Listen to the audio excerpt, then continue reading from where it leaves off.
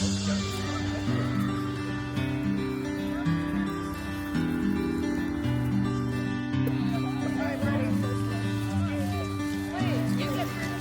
scared. I'm nervous. And them all three over here to line up right here, please, to the right. And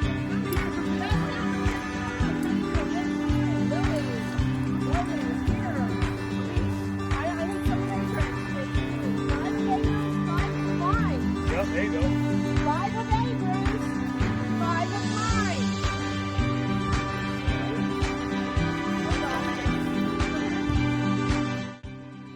Okay, so this is a quick rundown. We're gonna go over 2 things real fast. Horses have 2 blind spots.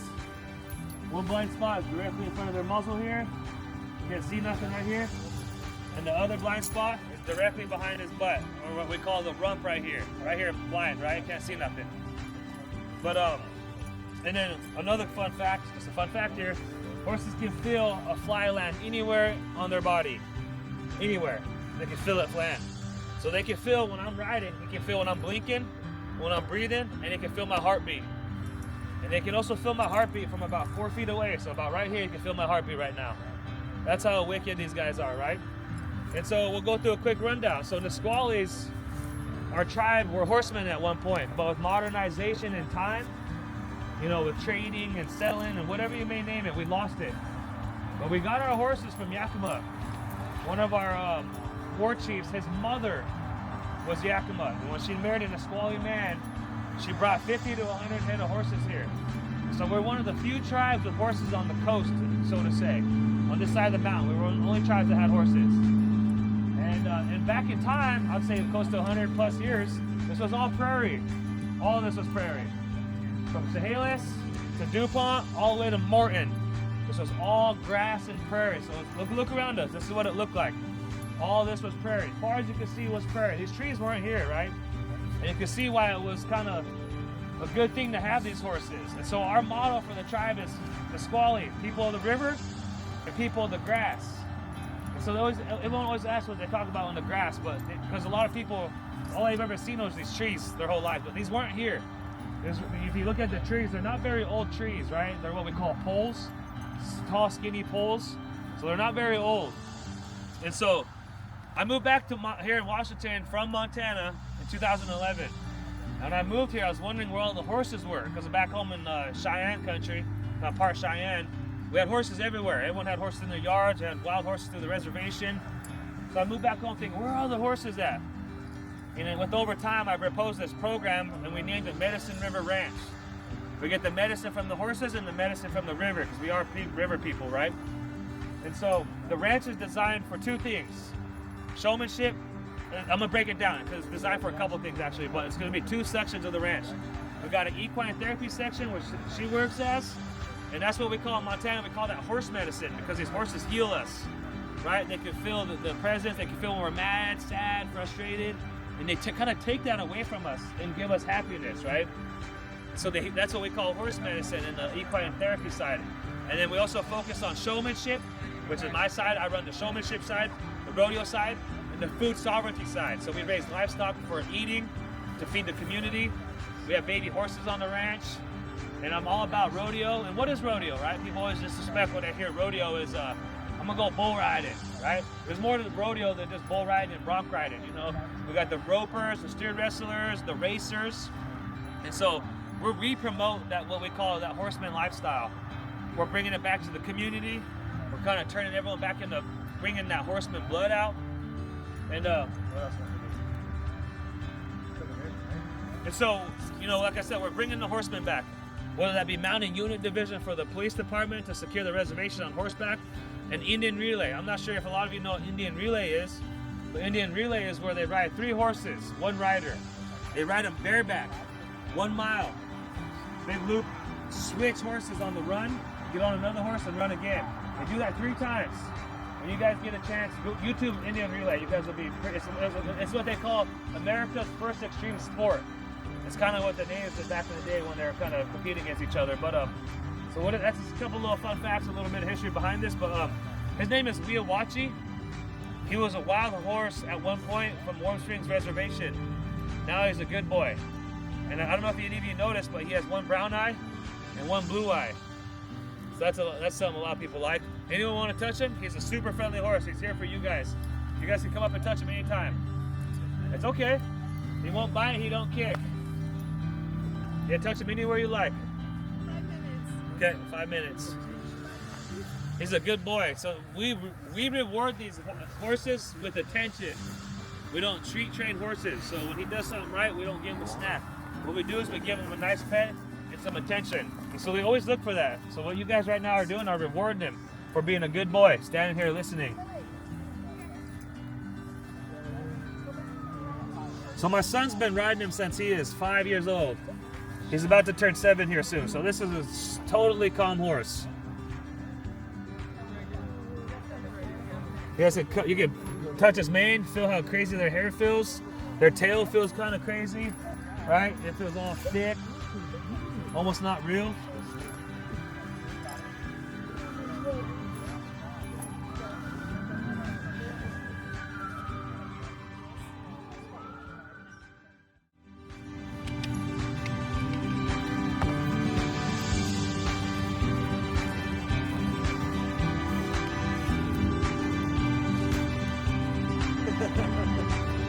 There you go. Pull him up, pull him up. He thinks he'll see. Go give him a tug.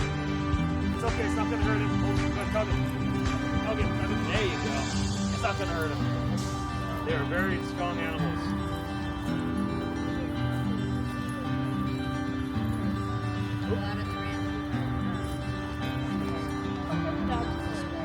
Who's next? Come on, Ethan? Yep, come on, Ethan. So, yep, just hand it over. Yep, and then put that in your left hand. Left hand here. Right hand here. Turn that way. Just walk. There you go. He'll follow you.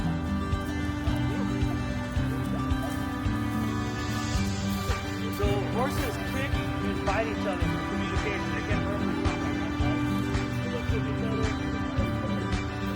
So we teach them how to do that.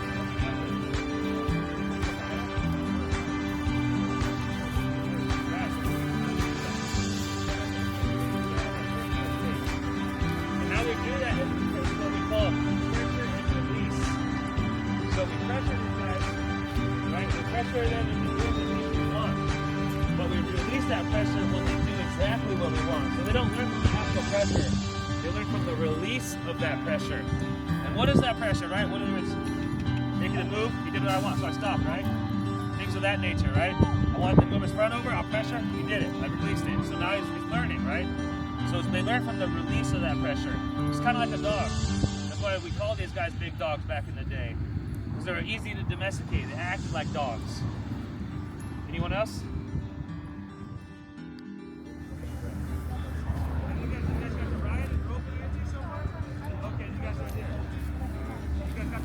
So I've got somebody else set up with the rope.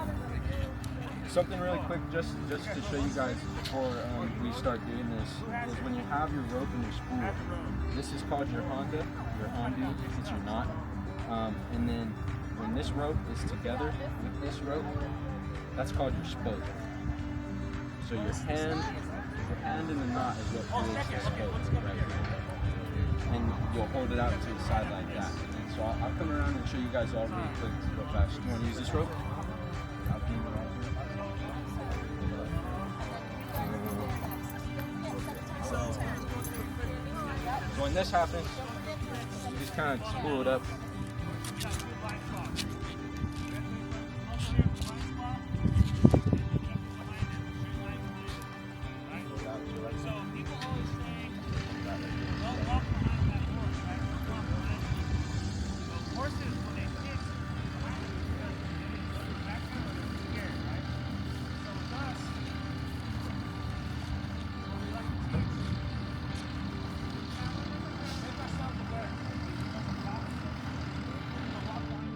The next step in the process of learning this stuff is to go from this side to this side. This side to this side. So that's one of the main things that you want to do is basically in roping, all it is a twist. It's that twist in the front that does it all because everything else just carries over. So when you guys are learning this, you go from this side to this side.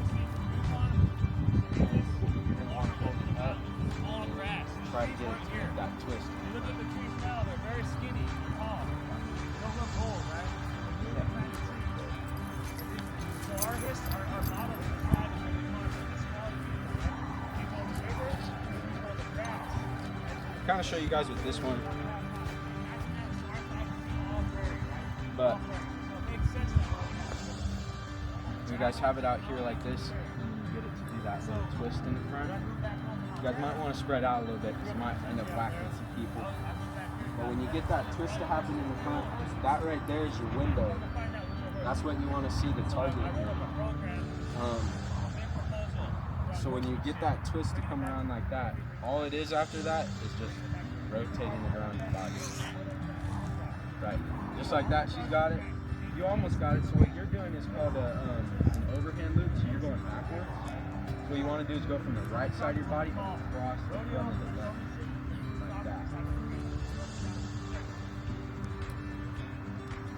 Yep, so you kind of got it, but what you want to do when you do that is bring it back to the front like this and just get that twist again. Because something that I'm noticing when you go around, you're not moving your wrist very much. It's all about the wrist with roping. And I've said this to every group. I've been roping for 15 years, and I still can't get the steer head every time.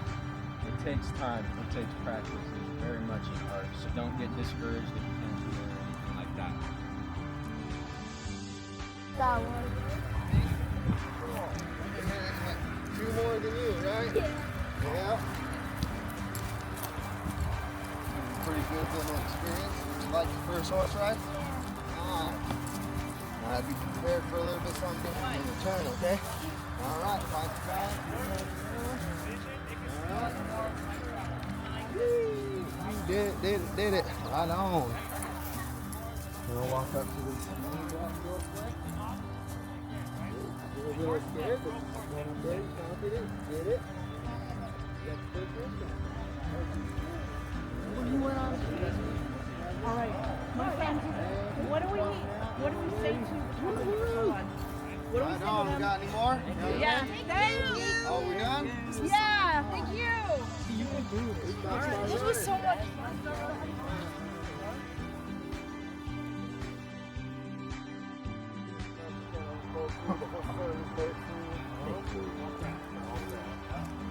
Trying to get me to hit you.